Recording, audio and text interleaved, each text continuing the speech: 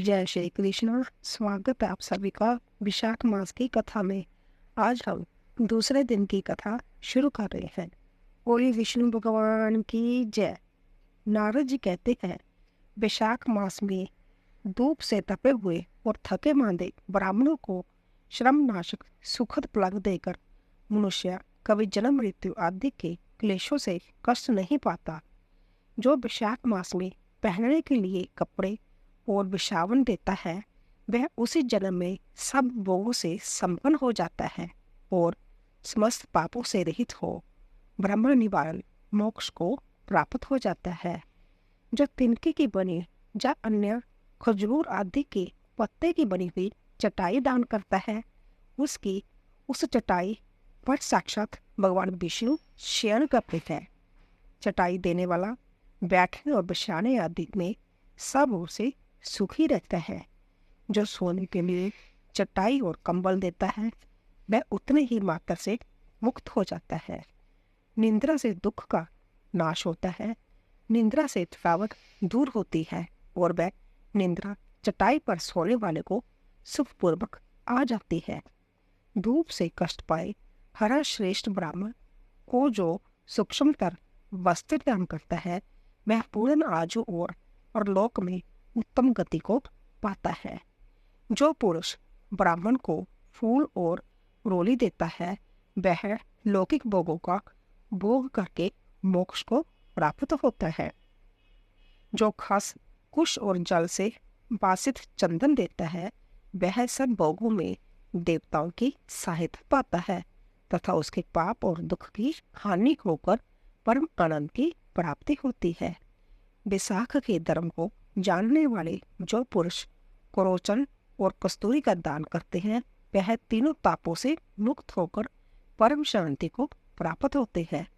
जो विश्रामशाला बनवाकर प्याऊ सहित ब्राह्मण को दान करता है, वह लोगों का अधिपति होता है। जो सड़क के किनारे बगीचा, पोखरा, कुआं और मंडप बनाता है, वह धर्मात्मा है।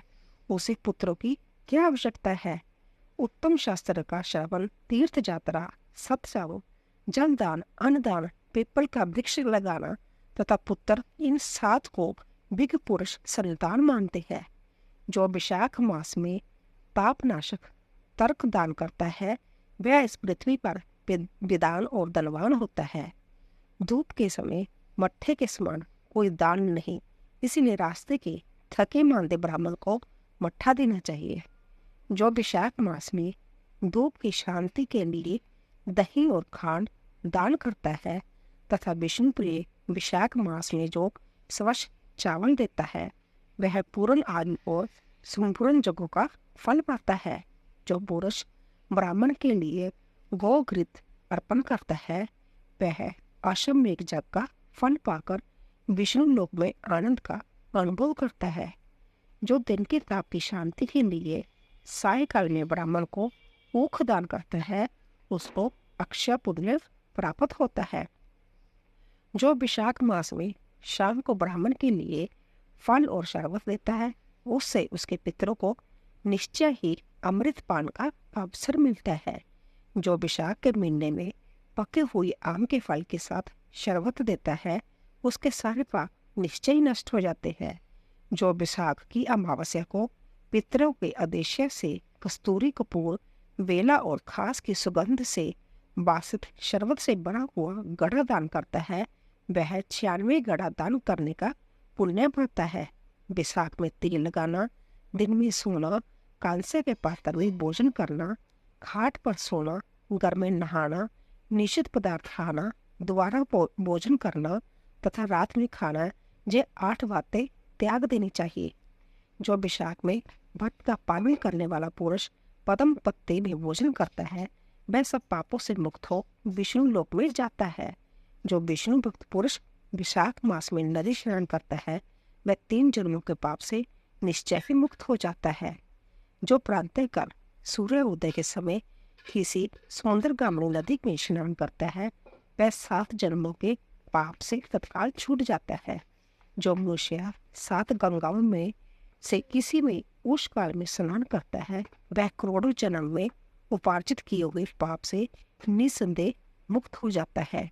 गंगा, वृद्ध गंगा, गोदावरी, जाह्नवी गंगा, कालिंदी, जमुना, सरस्वती, कावेरी, नर्मदा और बेनी ये 7 गंगाएं कही गई है।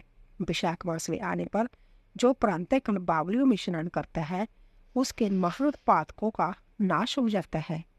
कंद, मूल, फल, शाक, नमक, गुड़, बेर, पत्थर, जल और तर्क जो भी विशाख में दिया जाए वह सब अक्षय होता है। ब्रह्मा आदि देवता भी बिना दिए हुए कोई वस्तु नहीं पाते। जो दान से हीन है वह निर्धन होता है। अंततः सुख की इच्छा रखने वाले पुरुष को विशाख मास में अवश्य दान करना चाहिए।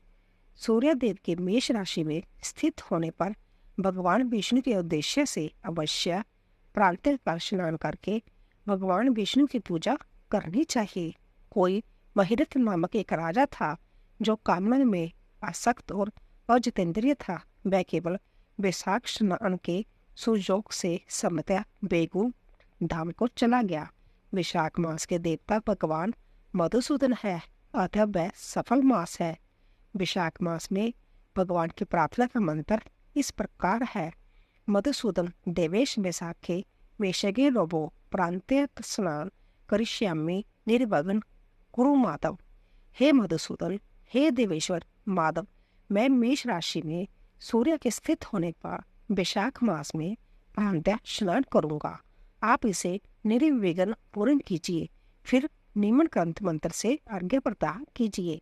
सूर्य के मेष राशि पर स्थित रहते हुए विशाख मास में प्रांतः स्नान के नियम में संलग्न होकर मैं आपको अर्घ्य देता हूँ। मधुसूदन, इसे ग्रहण कीजिए। इस प्रकार अर्घ्य समर्पण करके स्नान करें, फिर वस्त्रों को पहनकर संध्या तर्पण आदि सब कर्मों को पूरा करके विशाख मास में विकसित होने वाले पुष्पों से भगवान विष्णु की पूजा करें। उसके बाद विशाख मास के महात्म को सूचित करने वाली भगवान विष्णु की कथा सुनो। ऐसा करने से होते जन्मों के पापों से मुक्त होकर मनुष्य मोक्ष को प्राप्त होता है। यह शरीर अपने अधीन है, जल भी अपने अधीन ही है, साथ ही अपने जीवन भी अपने वश में है। अंततः इस स्वाधीन शरीर से 1.25 दिन जल में स्नान करके स्वाधीन जीवा से हरि इन 2 अक्षरों का उच्चारण करें। जो विशाख मास में तुलसी दल से भगवान विष्णु की पूजा करता है वह विष्णु के सामुज्य मुक्ति को पाता है। अंततः अनेक प्रकार के भक्ति मार्ग से तथा पालती बांधते के भक्तों द्वारा भगवान विष्णु की सेवा तथा उनके सगुण जन्य निर्गुण स्वरूप का अनन्य चित्त से ध्यान करना चाहिए। बोले श्री विष्णु भगवान की जय। तो दोस्तों, इसी तरह दूसरा अध्याय पूरा हुआ। तो दोस्तों, अगर आपको हमारी कथा पसंद आ रही हो प्लीज़ जाने से पहले सब्सक्राइब कीजिए, लाइक कीजिए और शेयर कीजिए। आप सभी का धन्यवाद।